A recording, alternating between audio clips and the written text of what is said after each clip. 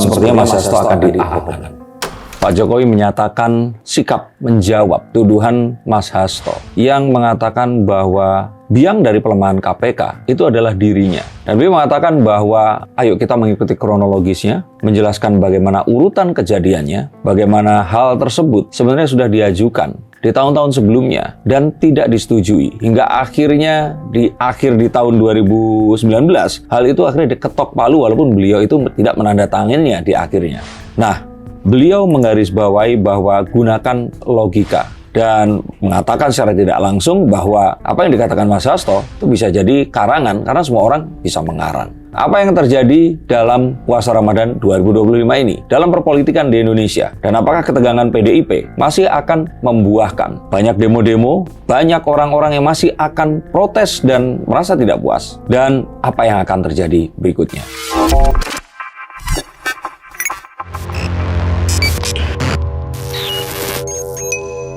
Halo Science Seekers, kembali berjumpa bersama saya, Denny Darko. Tidak ada yang namanya misteri, yang ada adalah tanda-tanda yang kita semua coba untuk mengerti. Dan ini adalah sebuah, mungkin kalau kita bilang analisa terhadap apa yang akan terjadi ke depannya. Dan apakah demo-demo masih akan berlanjut di bulan puasa ini? Apakah ketegangan antara PDIP dan pemerintah juga masih akan berjalan dengan Jokowi yang selalu disalahkan? Mari kita akan coba menjawab apa yang difikirkan oleh para netizen di akhir-akhir hari-hari ini. Pertanyaan pertama adalah secara general, karena tumben sekali Pak Jokowi ini menjawab. Karena biasanya Pak Jokowi dengan gaya khasnya adalah, jangan tanya saya, coba tanya sama yang bersangkutan. Tumben sekali ada klarifikasi. Menurut Mas Denny Darko, langkah apa ini? Karena tuduhannya pun ini juga konkret. Jokowi dianggap melemahkan KPK dengan yaitu tadi menggelontorkan sejumlah uang. Dan itu juga menjadi sebuah hal yang menarik Novel Baswedan sebagai seorang yang memicu pertanyaan itu tadi. Oke, tapi dari jawaban Pak Jokowi sendiri kan dia seolah ini jawabannya politis sekali lah ya sebenarnya. Cuma di satu sisi juga kalau kita bilang untuk apa Pak Jokowi klarifikasi pun, karena sebelumnya pihak KPK sendiri sudah menjawab dari tudingan Mas Hasto sendiri. Kalau memang pengen menyeret Pak Jokowi, silakan dibuktikan gitu. Nah, kalau saya kira ini semua karena menyeret nama keluarga Pak Jokowi dan ada sebutan sejumlah uang itu tadi. Yang Pak Jokowi di sini, kalau menurut yang saya lihat, itu perlu untuk menjelaskan duduk perkara dan ingin mengatakan bahwa, loh, bukannya dirimu juga tahu bahwa itu, Mas Hasto juga tahu bahwa itu adalah DPR yang meminta gitu loh awalnya. Terus kemudian nggak disetujui, diulang nggak disetujui 3 kali, 2016, 2017, 2018, hingga 2019 itu diketok. Jadi kayak, itu kenapa nggak disampaikan ke masyarakat? Dan kenapa yang dituduh tuh saya?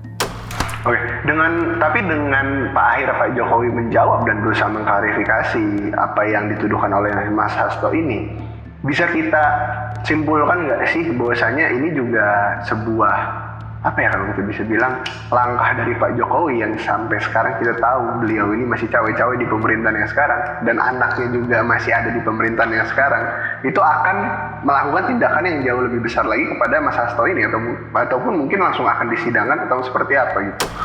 Ini sesuatu yang sudah sebab akibat ya, dan sudah terjadi secara resiprokal. Maksudnya balas-membalas begitu loh. Diawali dengan tuduhan dari si Mas Hasto dan juga kader PDIP yang lain bahwa Pak Jokowi ini cawe-cawe. Nah, ini saja kalau menurut saya itu sudah merupakan sebuah framing yang ditujukan kepada Pak Jokowi, yang mana ini sebenarnya kan taktik dan teknik pemerintah atau berkuasanya Gerindra, Pak Prabowo terutama. Pak Prabowo dan Gerindra ini kan mengatakan bahwa apapun yang akan terjadi ini mereka menganut paham keberlanjutan. Yang otomatis kalau keberlanjutan yang lama ini nggak ujuk-ujuk hilang. Jadi pasti akan dimasukkan ke situ. Jadi kemunculan Pak Jokowi itu pasti dan itu adalah keniscayaan. Cuman PDIP memframing itu sebagai cawe-cawe. Nah, kata cawe-cawe itu sangat amat merendahkan Pak Prabowo. Seorang jenderal TNI yang pergi perang ke Timur Timur dan sebagainya, seseorang yang mempertaruhkan nyawa, orang yang sangat berani, bahkan tubuhnya pun ini menjadi disfungsi karena tugasnya ini tadi. Terus kemudian dianggap bisa dikendalikan oleh seorang mantan tukang kayu yang kebetulan menjadi presiden. Ini kan merendahkan, betul kan? Padahal dari awal sudah dikatakan bahwa ini akan terus membersamai. Jadi kalau seperti itu bukan tuduhan yang terus kemudian menjadi nyata. Ini adalah framing yang disematkan padahal yang sudah niscaya. Tapi bisa dibilang Pak Jokowi ini dengan menjawab tudingan ini juga ada sedikit jengah mungkin, atau mungkin menurut dia tudingan Hasto ini udah berdampak begitu besar kepada dirinya dan keluarganya, makanya dia ingin menjawab, itu seperti apa menurut lu? Ya itu, betul. Jengah juga, karena kali ini benar-benar disebutkan hal yang dia merasa, lah kan nggak gitu kemarin mainnya. Kok terus seakan-akan dia sendiri yang dianggap melemahkan KPK dengan tujuan agar orang-orang ini tadi itu bisa dicalonkan dan sebagainya. Yang juga itu kalau menurut saya jauh panggang dari api gitu. Untuk apa melemahkan KPK untuk Gibran dan Mas Bobi? Kalau misalkan memang ada dan terus sekarang KPK dianggap lemah, ya sudah kembalikan lagi atau itu tadi, lakukan penyelidikan. Dan kalau KPK lemah, dia pasti nggak akan bisa menahan Mas Hasto sekarang ini. Dengan statement Pak Jokowi juga seolah-olah membuat publik ini menjadi semakin yakin bahwasanya ya udah Mas Hasto ini memang di penjara, beliau bersalah dan lain-lain dan lain-lain. Tapi ada juga pendukung dari kubu Mas Hasto dan PDIP ini menilai bahwasanya Pak Jokowi ini seolah-olah ya dia berbicara seperti, kenapa dia harus berbicara seperti itu, dan yang kedua adalah ya kalau misalkan beliau mau berbicara apapun nggak akan nggak akan membuat Pak Jokowi tertangkap juga, karena sebenarnya Mas Hasto ini tidak salah, Pak Jokowi juga tidak bisa tertangkap karena sekarang dia sedang menjadi ayah dari seorang wakil presiden. Nah, menurut Mas Tin tentang statement itu seperti apa? Ya, nggak bisa disalahkan. Tapi itu kan dua hal yang memiliki korelasi, tapi kan tetap hal yang berbeda. Mas Hasto itu ditahan, itu karena Pak Jokowi yang diserangnya ini berkuasa, masih cawe-cawe. Ya iya, betul. Nah, Pak Jokowi nggak akan ketangkep, itu bukan karena Mas Hasto, karena ada si Gibran, betul kan? Nah, ini dua hal yang memang ya terjadi gitu. Tapi nggak bisa terus kita akan mempermasalahkan kecuali kita bisa. Tadi itu, bukti dihadirkan. Mas Hasto menuduh Pak Jokowi melakukan hal itu, tapi saya tidak memiliki bukti. Loh, lah terus piye caranya? Lah, Mas Hasto di sini ditangkap karena ada transkrip yang menunjukkan ada obrolan seperti itu, walaupun itu bukan bukti permulaan. Nah, tinggal buktinya aja dihadirkan, udah selesai. Nggak usah kita berdebat apakah benar atau salah, karena saat seseorang mendukung orang yang lain, saya makan rasa coklat. Tapi pada akhirnya Mas Hasto ini kan sampai hari ini masih kukuh. Apakah sikap kukuhnya Mas Hasto ini tentang dirinya yang ini tidak bersalah dan keadilan akan tetap ditegakkan ini sampai adanya mungkin nanti pemberitahuan dari Eyang Mega bahwasanya dia ini kemungkinan akan jadi martir dan dikorbankan? Ya itu panggung depannya. Panggung belakangnya kita nggak tahu. Deal-dealan politik under table itu kan kita nggak bisa tahu siapa melakukan dan kapan serta bagaimana cara dilakukannya. Tapi kita berpikir bahwa makan mustahil ada satu orang sampai akhirnya di posisi tertinggi tanpa mereka melakukan aktivitas yang tadi saya sebutkan.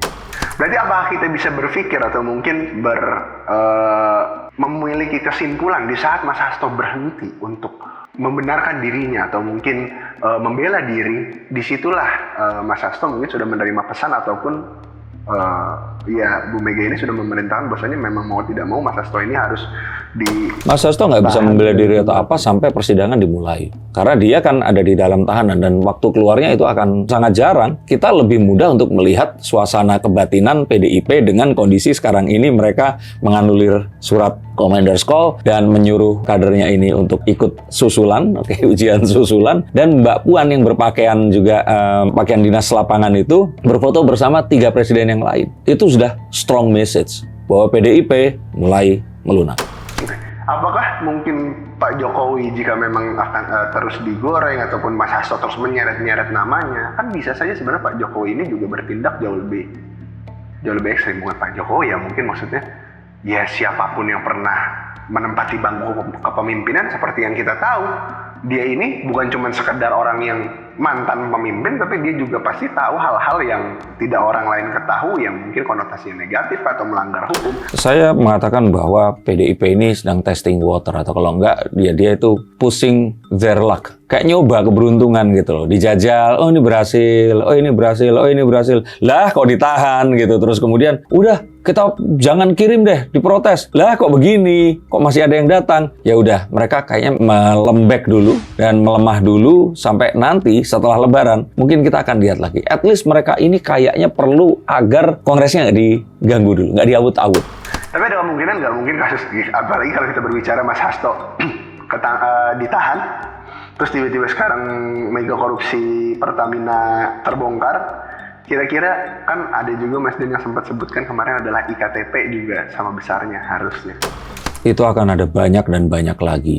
Dan itu akan sangat mudah untuk dikait-kaitkan dengan para kader PDIP yang kita tahu bahwa mereka kemarin di pemerintahan Pak Jokowi itu ada di semua lini pemerintahan, terutama di Kemenkumham kan. Nah, maka ini hal yang jadi pertaruhan sangat besar. Dan ya itu tadi, kalau Mas Hasto aja itu berani disasar, apalagi kader-kader yang saat ini nggak menjabat di struktural yang sangat strategis, itu kan akan dengan mudah, ya hati-hati loh ya, seperti itu. Seberapa besar kemungkinan kasus IKTP ini bisa tiba-tiba dikuak mungkin atau mungkin terungkap?